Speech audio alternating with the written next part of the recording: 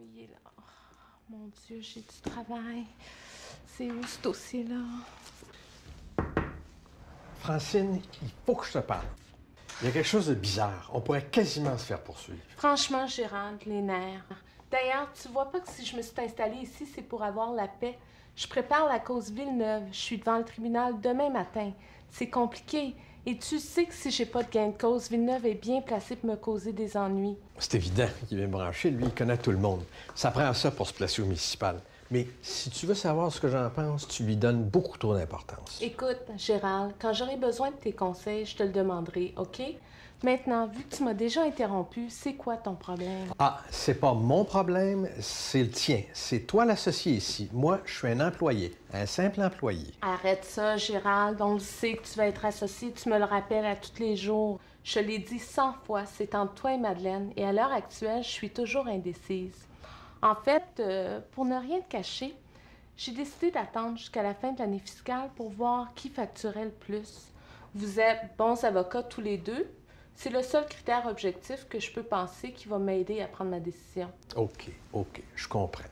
Mais écoute un peu. Je viens tout juste d'arriver de la cour de pratique. C'est épouvantable ce qui s'est passé là-bas. Et, justement, ça concerne Madeleine. Wow. Si c'est du mémérage du palais de justice, j'ai vraiment pas le temps pour ça maintenant. Non, attends. Que je te raconte ce qui s'est passé. Ce matin, Madeleine avait une cause. Rien de compliqué, pas de témoin. Le juge lui pose une question. Elle la comprend pas. Il lui repose la question. Madeleine ne la comprend toujours pas. Elle lui a fait répéter 4 fois. Finalement, il l'a fait approcher du banc et il écrit la question. Il a été obligé d'écrire la question sur un bout de papier. Tu te rends compte? Pour moi, elle avait trop fêté la veille ou quelque chose comme ça. Sois pas mauvaise langue, Gérald. Mais tout de même, je ne comprends pas. Madeleine, c'est une excellente avocate. Je l'ai jamais vue agir de façon inappropriée. Moi non plus. C'est pour ça que je voulais t'en parler. Bonjour les amis.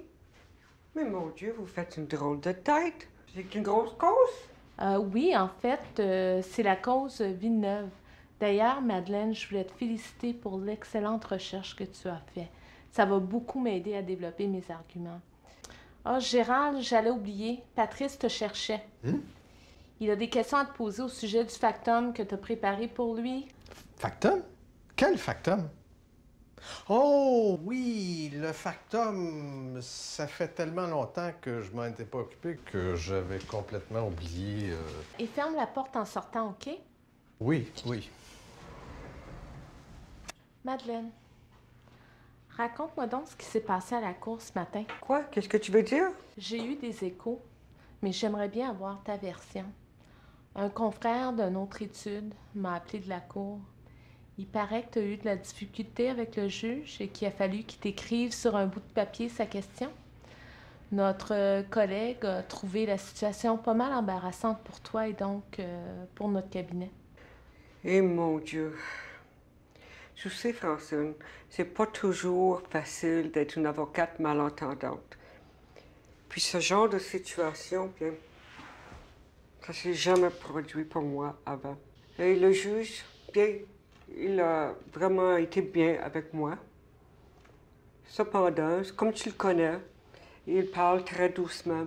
Il bouge pas des lèvres. Et c'est difficile pour n'importe qui de le comprendre. C'est de valeur, mais ça l'arrive, Madeleine.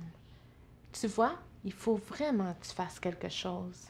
Quand je t'ai embauchée, tu m'as assuré que malgré ta déficience auditive, tu fonctionnais comme il faut.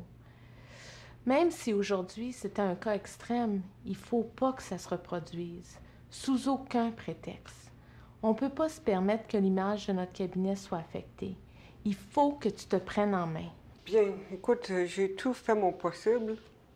Je peux quand même pas entendre mieux par pure volonté. J'ai acheté les meilleurs appareils auditifs qui sont disponibles sur le marché. J'ai pris des cours pour perfectionner ma lecture labiale. Mais quand je fais face à un juge qui marmonne, qui n'a pas d'expression dans le visage, qui ne bouge pas ses lèvres, bien, tous les cours et les appareils auditifs que je peux prendre, ils sont pour rien. Oui, mais ça, c'est pas mon problème quand même. On ne peut pas choisir le juge. Il faut que tu trouves une solution. Autrement, je n'aurai pas le choix. Il va falloir que je nomme Gérald, le nouvel associé. Et ça, c'est pas juste. Tu sais que moi, je suis la meilleure avocate. Tu l'as dit tantôt que j'ai fait d'excellentes recherches. Puis tu me l'as souvent dit aussi que j'ai beaucoup de talent en plaidoirie. Et puis, à part de ça, je t'ai apporté beaucoup de nouveaux clients. Je le sais. Mais vraiment, on ne peut pas se permettre ce qui s'est passé aujourd'hui se reproduise. Désolée, tu sais comment les nouvelles circulent. Si on commence à dire qu'on a une avocate que les clients, en fait, peuvent pas être certains que tu as tout compris, ça va faire peur. Imagine une avocate sourde qui plaide à la cour. Et je ne suis pas sourde, je suis malentendante. Oui, oui. Puis, à part de ça, il existe des avocats qui sont sourds et qui sont de très bons plaideurs. Je n'en connais pas. Bien, je te dis qu'il y en a. En tout cas, quoi d'autre que je pourrais bien faire? J'ai parlé à un de mes amis qui est un avocat en Alberta, qui est malentendant lui aussi, et puis il m'a parlé de ce dispositif qui facilite l'écoute. Ça s'appelle un système MF. C'est portatif apparemment. Et puis, en plus de ça, pour les causes les plus importantes, il utilise les services d'un sténotypiste. Et avec ça, il a le texte de tout ce qui est dit en cours en temps réel à part de ça. Franchement, je pense pas que ça soit une solution. Premièrement, ça doit être pas mal dispendieux. Et de plus, on veut pas qu'il y ait un avocat qui se promène à la cour avec des dispositifs et un sténotypiste. Non, non, tu vas plus aller à la cour. Tu vas travailler d'ici. Tu vas faire de la recherche jusqu'à temps que j'ai trouvé une autre solution. Solution? Tu vas m'interdire d'aller à la cour? Tu veux m'empêcher de faire ce que j'aime le plus? Donne-moi une chance tout de même. Non, non et non.